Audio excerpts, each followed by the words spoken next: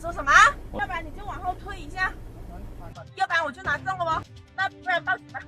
On July 22nd in Fangchenggang, Guangxi, a man was driving when he encountered a standoff with an oncoming Mercedes. He courteously shifted his car slightly to the side to make space. The other vehicle had at least half a meter of clearance, but the Mercedes remained completely still. Then things got strange. Within 1 minute, a woman in the Mercedes revealed the man's full name and hinted that if he didn't back up, she would show credentials. Another man in her car began verbally insulting him and even announced his full name and home address out loud. The woman appeared to hold a document with what looked like the word enforcement printed on it.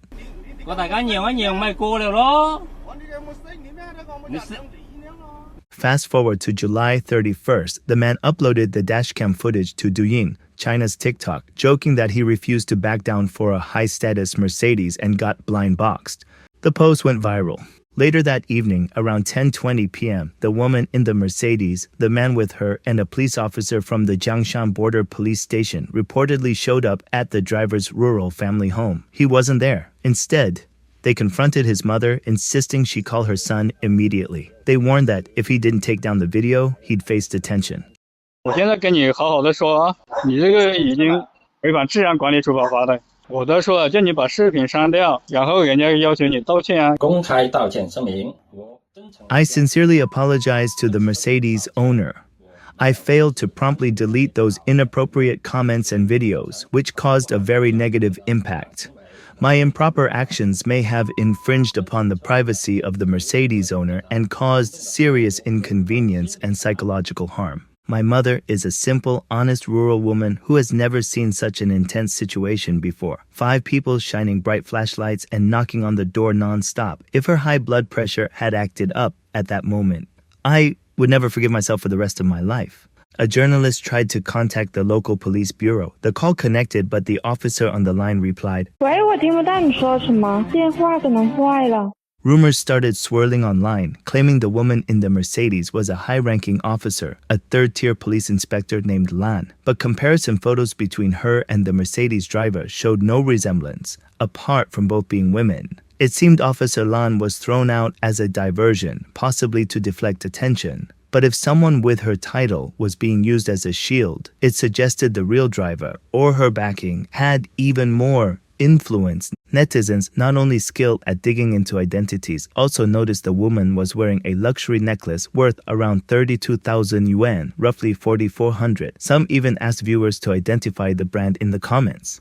Online users argued if police are now saying that the woman wasn't Inspector Lan, then they should identify who she really is to clear up the confusion. People began jokingly predicting the official response. The Mercedes was borrowed. They were rushing to handle an emergency. She's a temporary employee. Both sides have settled the matter peacefully. The internet isn't a court. Don't believe or spread rumors. Offenders will be dealt with. People's predictions were pretty down to earth, but the official response, totally vague and abstract, like it was coming from another dimension. The deputy mayor and the head of public security explained that the Mercedes driver knew the man's identity because she was a distant relative of one of his relatives. She simply recognized his car. The man later said, I showed the photo to my parents. Neither of them knows her. I find the explanation suspicious. Eventually, authorities stated that the woman wasn't a police officer, but a private business person. The ID she had was fake, and they claimed she didn't use any official tools to access his personal information. But netizens weren't convinced. If she could identify him in 1 minute from her car, how is it that days later, the police still can't tell us who she is?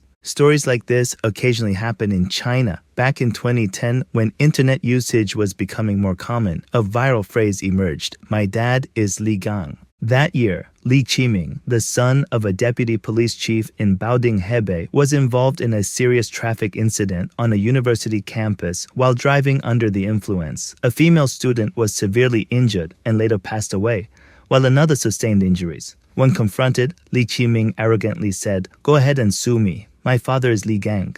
Since then, "My dad is Li Gang" became internet shorthand in China for arrogance backed by power. There were over 100 eyewitnesses at the scene, but the vast majority chose to stay silent afterward. Some college students quietly revealed that the school had ordered everyone to shut up. Anyone caught talking to reporters would face disciplinary action. In the end, Li Qiming was sentenced to just 6 years in prison. His high-profile father, Li Gang, was removed from his post. In China, it's nothing new. Officials and their children act like they're above the law. Abuse of power happens everywhere, sure, but it's rare to see someone so shamelessly pull out their family credentials as a get-out-of-jail-free card in front of over 100 witnesses.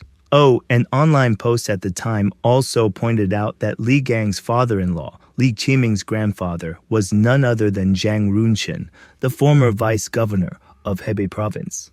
People like this are always ready to flash their family background, whether it's over a human life, a few bucks, a blood donation, or even an organ transplant. Any chance to flex their privilege, they'll take it. Doesn't matter if you're a top official or a low-level bureaucrat. As long as you're part of the CCP system, you're entitled to step on ordinary people. And speaking of flashing credentials, here's another jaw-dropping example. On September 20th, 2024, in Hefei, Anhui, a female passenger refused to pay the fare. When they arrived at her destination, she refused to pay. Instead, she flashed what she claimed was a law enforcement ID and demanded to see the driver's documents. The driver responded, "You need at least 2 people to conduct law enforcement." And he was right. China's Administrative Law Enforcement Code of Conduct clearly states that enforcement actions must be carried out by 2 or more officers. Before slamming the door, she threw out a final line. "Let the platform investigate you." The fare probably wasn't even $5. People like her usually make more than the average citizen. On top of that, they get all kinds of hidden perks, bonuses during holidays, or just random gifts handed out for no reason. So was she really short on cash? Probably not. The truth is, what they crave more than money is power. Even in today's world, where everyone has a camera in their pocket, they still operate like they're living in the old days. Same arrogance, same sense of untouchability. Sure, sometimes the government will throw a few low-level lackeys under the bus to cool public outrage, but those are usually just the expendables they already plan to clean up anyway.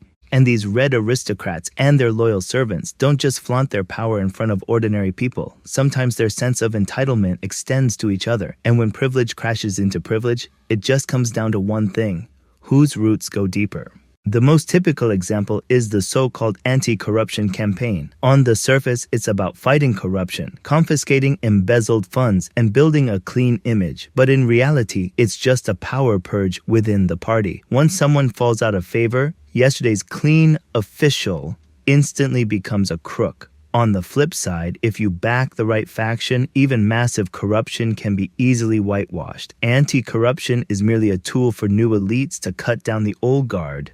It's an internal reshuffle of red power, not for the people. The public can only watch as one big tiger after another falls, but never get to ask, are the ones pulling the strings any cleaner than those they take down?